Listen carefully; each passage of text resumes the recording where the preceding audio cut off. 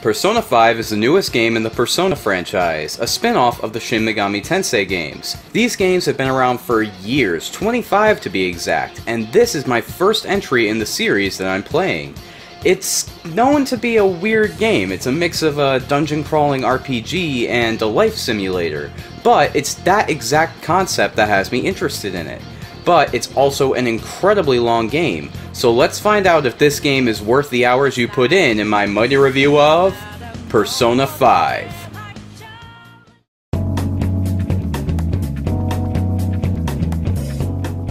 In Persona 5, you play as a player named high school student who we'll refer to by his nickname, Joker.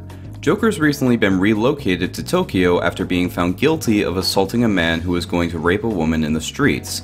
Joker defended her, but due to the assailant's ties with the police, here you are, living in the attic of a coffee shop owned by a family friend with your fellow students fearing you and the adults looking down on you for being on probation.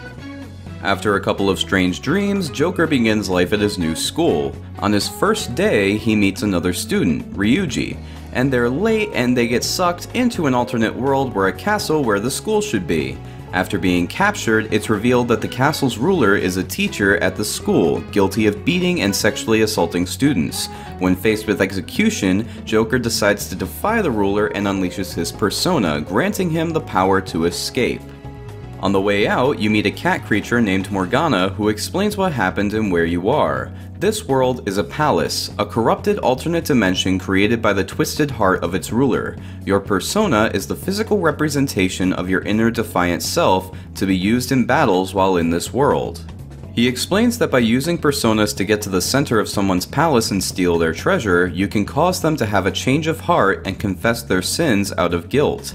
Over the course of the game, you'll gain more comrades in arms and form a group known as the Phantom Thieves, dedicated to fixing the corrupt people of the world when you're not living your normal student life. The thing that makes your character special is his ability to control multiple personas instead of just one, granted to you by Igor, the man from your dreams, and his assistants. He tells you you're about to go through a vague rehabilitation process and they'll assist you in developing and managing your various personas along the way. So yeah, the story's a little complicated and it involves a lot of twists and turns. It's not always 100% clear what's going on, but still manages to be a compelling work of its own. Its biggest strengths are the characters. Most of the characters in Persona 5 are interesting and lively with a lot of depth due to well thought out backstories. As the plot continues, you'll grow closer to them and have plenty of standout moments, both comedic and touching. It never really reaches the level of something revolutionary, but it does a serviceable job. The villains are also great, partially as cartoonishly evil characters that make converting them a satisfying endeavor, but also because each embodies an evil that anyone can recognize as all too present in the real world. They all feel like people who could really exist, making the act of completing the game an enticing power fantasy. Still, with a story this grand, there are bound to be some issues. First, the dialogue sometimes comes across as what old men think kids say instead of what actual teenagers are talking about, such as how they blame adults for everything that goes wrong and their weird use of internet slang. While the characters tend to be well written, some of them can rely a bit too much on their own archetypes as the stupid guy, the ditzy blonde, or the quirky homebody. It can sometimes feel uninspired. However, getting to know someone is usually interesting since each character has very unique stories, but each of those stories also tends to follow the same formula. You get to know someone, find out about someone bullying them, defeat their bully in the game, and then return to them to get their final confidant level. Not to mention, during the main plot, almost all of the dialogue comes in the form of some sort of overblown exposition dump. You can also enter into relationships with one or multiple characters during the game, and while this is a nice aspect to add in, I am really annoyed about the lack of an ability to break up with your current partner. There's no warning for you to back out either, so if you accidentally click on the wrong dialogue option and start a relationship, you're stuck with this person unless you want to be labeled as a cheater. And of course the game relies on the old dating sim trope of buying girls things until they love you. It's still a little weird and creepy. Overall, it's nothing new. The visual symbolism in Persona 5 is poignant and generally well done, but for some reason the characters feel the need to explain everything going on and the meaning behind it in way too much detail. It's monotonous and gets really old after only a short time. I get it, this guy is the king of the castle, and the castle is where the school is, so he must think he controls the school. What would otherwise be decent subtext is ruined by exposition that would make Dora the Explorer look subtle. I can't stand when a game talks down to its players.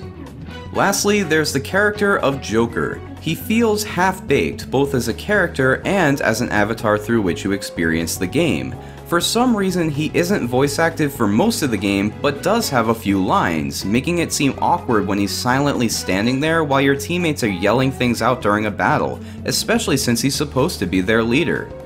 So maybe you're supposed to accept this and embody him as a player character, but this fails as well because of how much is predefined for him. You can't change his look, gender, or voice, and most of the optional dialogue is either used to just continue the discussion or choose an activity for the day with little to no lasting impacts on the story. Besides, just one look at the all-out attack splash screen and the gorgeous cutscenes show that Joker has a character here. I just wish they had fleshed him out instead of trying to have the best of both worlds and giving the player control. It may seem like I'm harping on this, but it's just that for a game called Persona, you'd think the one thing they got right would be personifying the main character. Aesthetically, the game is mostly phenomenal. The menus all have a slick style and they pop and dance around, meaning none of the screens look boring, whether you're in the middle of a battle or just out buying some medicine. Right from the opening animation, it's clear just how much style this game has. The character and persona designs are great and the environments have been masterfully constructed. Still, despite the intelligent art direction, it's far from perfect. The 3D character models don't emote during gameplay and just stand around like mannequins until it's their turn to speak. I know the character art next to the text is supposed to display their expressions, but it feels lacking, especially with the awkward, robotic animation. Also, switching from well-rendered 3D cutscenes to actual gameplay, and then over to anime-style 2D cutscenes seems to happen at random, and it makes me ask why they didn't just stick to one consistent style, even if both do look fantastic, with lots of little details sprinkled in to make the world feel real. Lastly, there's the length. Normally, the amount of visual variety in the game would be plenty, but for a game that's 85 hours long, it can get a bit monotonous. For example, I love the all-out attacks and their splash screens, but seeing those overly lengthy cutscenes over and over again just gets tedious after a while. I really wish they had given the player a choice and offered a mode where battle animations don't occur, just to speed things up a little bit. Still, the wonderfully convenient button layouts and quick battle transitions do keep things kinetic and prevent the game from being flat out boring. It's just a bit too repetitive. Then there's the music, and it is fantastic. Each track hits all the right notes at the right times to really add to the atmosphere. But while the game has about as many tracks as any other game, much like the visuals, they suffer from the game's length. And towards the middle of the adventure, they actually become a bit repetitive, which is a shame given their high quality. Still, the masterful compilation of smooth jazz, pop, and rock tracks causes the feeling of repetition to fade every now and again.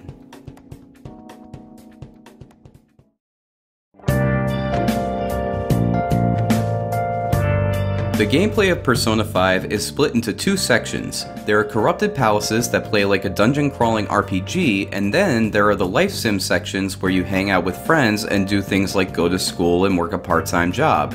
These interact with each other in various ways, but first let's talk about the combat.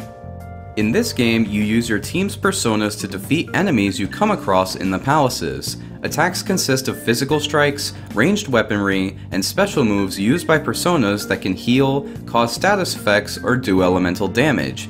These special moves are limited by stamina, and your guns are limited by their ammo.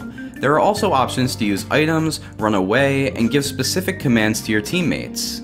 On top of that, if you find your opponent's weaknesses and manage to down all of them in a single turn, you can hold them up with even more options at your disposal.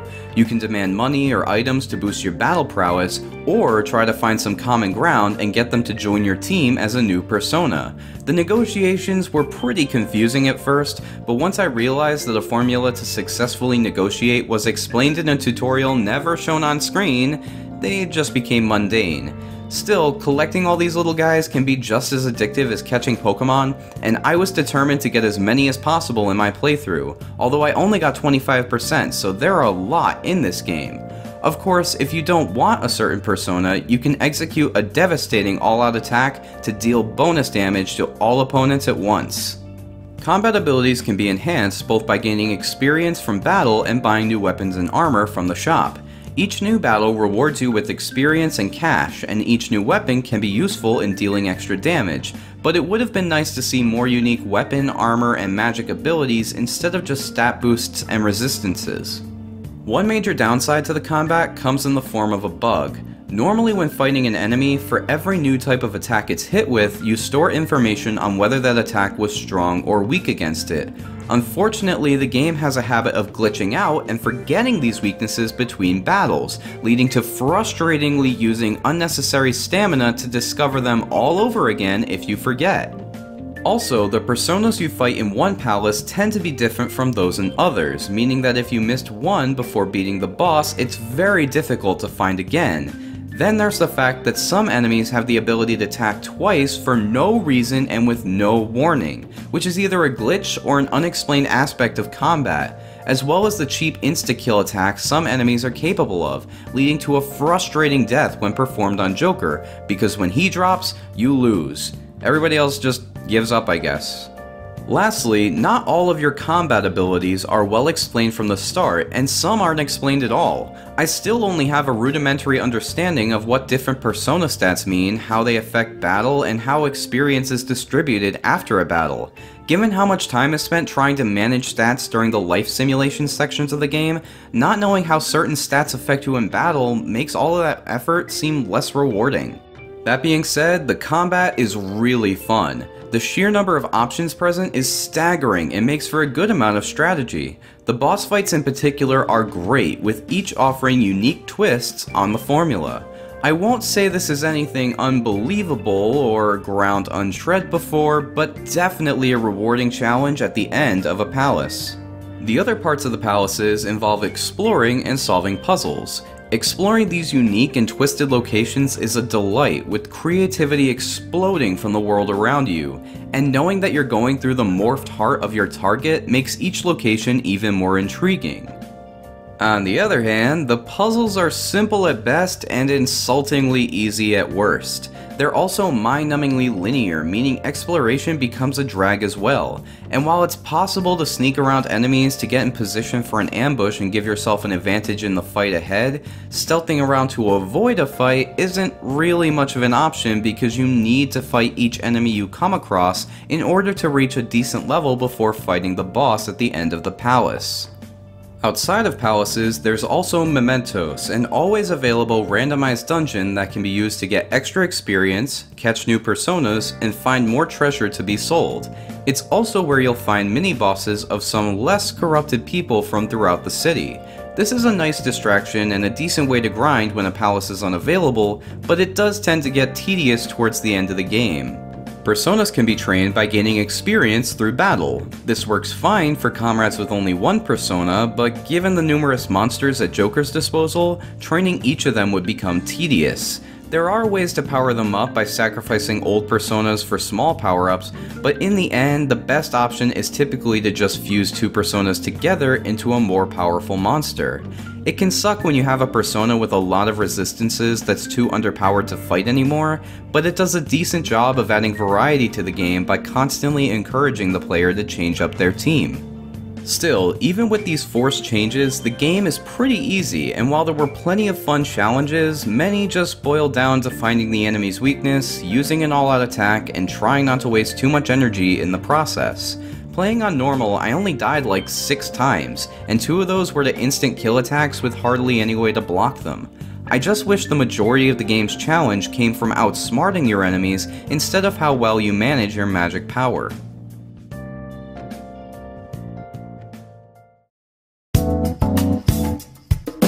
When you're not destroying monsters in another dimension, you'll be living the life of an average high school student. Each day consists of attending class or completing chores, and then using your free time to perform beneficial daily activities. These usually consist of two kinds of actions: hanging out with your confidants and improving your personal stats. Confidants are the people who will help you in your rehabilitation. By growing closer to those around you, they can grant special abilities while also making training personas of their specific type much more beneficial. The best part, however, is getting to know these well-written characters and hearing their life stories. Like I said before, the dialogue can be a bit shallow, but that's usually when the entire group gathers to just further the plot. When it's one-on-one, the conversations feel natural and are a delight to participate in. Each individual confidant offers a different kind of friendship, and getting to know them adds some replay value to the game, since getting all of them to their max level is very unlikely in a first playthrough. However, this process is slow, leading to some stories having a lull that feels like filler put in place to ensure that each confidant has 10 different levels, rather than being a meaningful addition to each person's story. On the other hand, your personal stats are your intelligence, proficiency, kindness, guts, and knowledge. By improving these stats, you'll be able to get closer with different confidants or experiencing new things that the world has to offer. Activities include things like crafting new weapons, doing your laundry, taking a bath, working a job, eating a burger, and many, many others. These are an interesting way to spend time, but some do fall short as they tend to be just as boring as they sound, with little to no player interaction. Some really miss the opportunity to make for a fun minigame, but all in all, it's managing your day-to-day life that's the real challenge. Each day, you only have a couple of activities you can do, with one after school and the other in the evening. You can raid a palace, explore the mementos, hang out with a confidant, or perform an activity. However, managing personas with Igor and shopping don't take any time out of the day, so the game highly encourages you take advantage of them.